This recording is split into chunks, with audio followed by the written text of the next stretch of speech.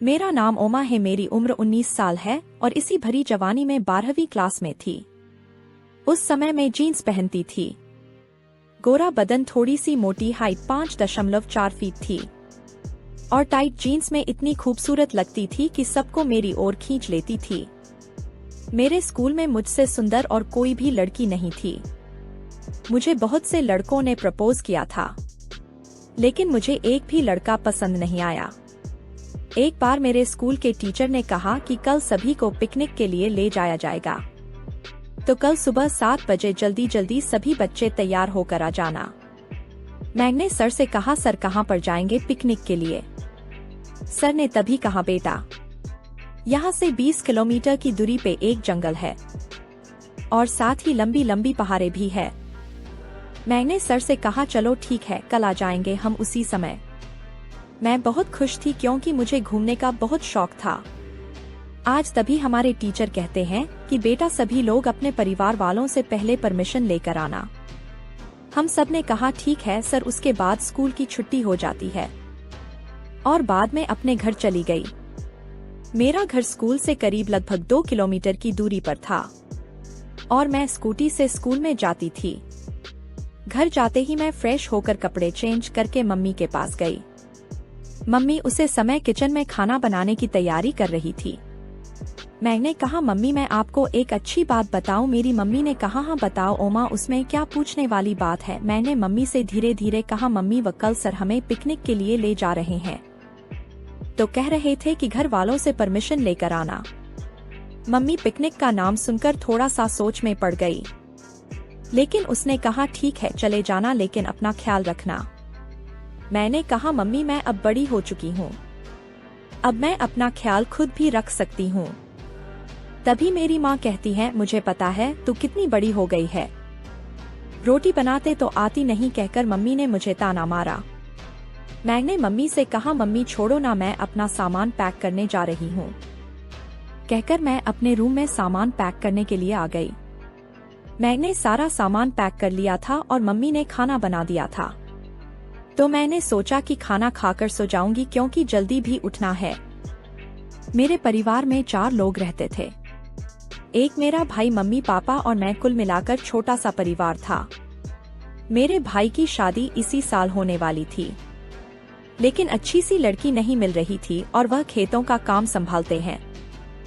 Mummy ने खाना बना दिया था, मैं खाकर सो गई और सुबह के 5 बजे ही उठ गई और नहा धोकर फ्रेश हो गए और टाइट जीन्स के साथ और गुलाबी टी-शर्ट में जब तैयार होकर बाहर बैठी थी, तो मम्मी ने कहा, बहुत सुंदर लग रही हो, किसी की नजर ना लगे।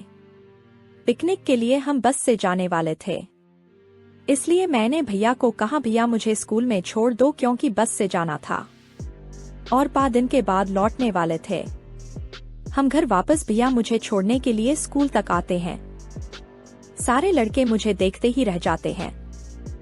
जब मैं गुलाबी टी-शर्ट और जीन्स में थी, जब मैं स्कूटी से उतरी तो भैया मुझे कुछ पैसे देने लगे। मैंने कहा, भैया पैसे क्यों दे रहे हो आप? तभी मेरे भैया कहते हैं, रख लो ना दीदी, कुछ काम आएंगे, और जबरदस्ती मुझे दिया, तो मैंने रख लिया। उसके बाद मैं स्कूल में गई और उसके थोड़ी देर बाद ही बस आ गए और हम सभी लड़के लड़कियां अलग अलग बस में बैठकर निकल पड़े। हम पिकनिक के लिए दार्जिलिंग सिटी में जा रहे थे। लगभग 3 घंटे बाद हम उस जगह पर पहुंच गए। सब बच्चे उतरकर दूसरे टीचर के साथ घूमने लगे।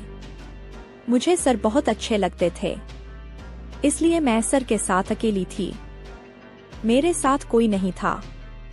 हम जंगलों में घूम रहे थे कि तभी मेरे टीचर कहते हैं, बेटा मेरी एक फोटो खींच दो।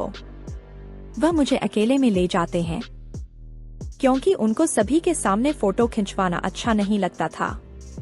मैं भी सर के बातों में आ गई और उनके साथ अकेले ही चलती, लेकिन फोटो खींचते समय बहुत टाइम हो गया और हमारे साथ साथी हमें छोड़कर बहुत दूर जा चुके थे।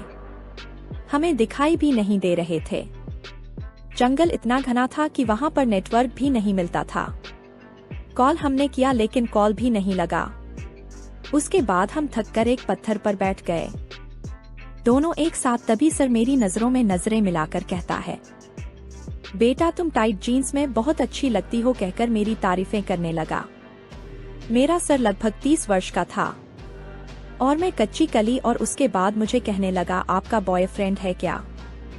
मैंने सर से कहा, जी नहीं सर, मेरा कोई बॉयफ्रेंड नहीं है, मुझे आज तक कोई पसंद नहीं आया।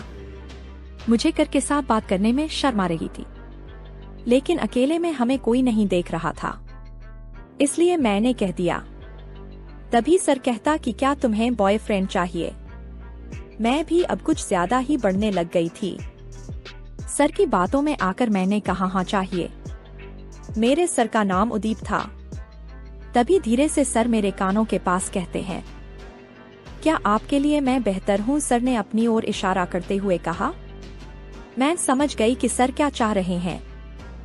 मुझे भी पहली बार सब कुछ मिल रहा था, इसलिए मैंने सर को हाँ कर दिया इशारों से। इसके बाद सर मुझे देखकर मुस्कुराने लगे और धीरे धीरे हम एक दूसरे के लिए पागल हो गए। पहले तो मुझे मजा नहीं आया, लेकिन जब कुछ टाइम तक ऐसा करते हुए मुझे वो अनुभव होने लगा, एक नया एहसास। उसके बाद बहुत मजा आया।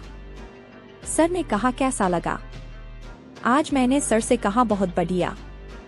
आज का दिन मेरे लिए बहुत अच्छा था। और फिर दोनों मुस्कुराकर हम अपने बस की ओर जा रहे थे। मैं चल नहीं पा रही थी और अचानक रास्ते में एक गड्ढा था। मेरा पैर उसमें फंस जाता है और पैरों में मोच आ जाती है। हम दोनों बस के लगभग पास में ही थे। सर जल्दी से जाकर मेरे लिए फर्स्ट एड बॉक्स से मालिश का तेल लेकर आते हैं और मेरे पैर के पंजों पर मालिश करते हैं। कुछ देर बाद मालिश करने के बाद मुझे थोड़ी सी राहत मिलती है। तब तक हमारे साथी भी आ चुके थे और कहने लगे, कहाँ रह गए थे तुम दोनों? हम दोनों ने हंसते हुए कहा, हम बस की रखवाली कर रहे थे। इतना कहते ही सभी बच्चे हंस पड़े। उसके बाद हम सभी घर पर आ गए। उसके कुछ दिन बाद ही परीक्षा होने वाली थी। परीक्षाएं खत्म हो गईं और अगले साल मेरी और मेरे भाई की शादी हो गई।